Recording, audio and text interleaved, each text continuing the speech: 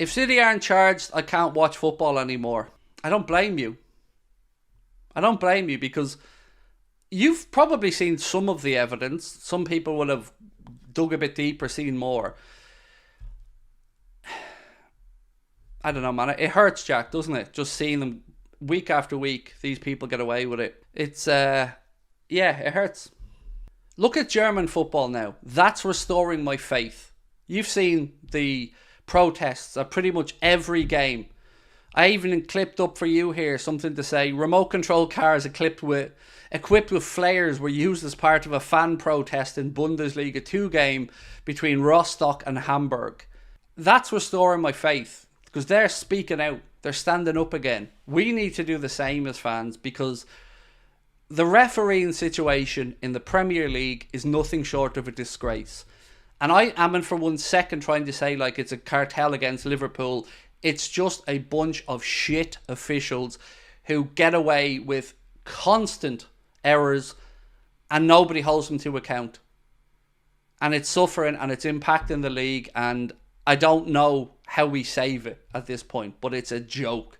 Everton have been punished just to set an example, and City will get away with it, said Abanash. And Everton could be punished again, mate. Everton could be punished again. And I'm not for one sitting here to say Everton haven't done anything wrong. You know, they've been punished and docked 10 points, and there's an appeal coming, and we'll know the result of that probably this week. But you are right. To all the normal people out there like you and I and everybody in this chat, it is a bit soul destroying to see the low-hanging fruit picked, like Everton or Nottingham Forest, and then see 5.5 years of an investigation into Manchester City, while I sit here and you sit there and we all sit here looking at them collecting trophies.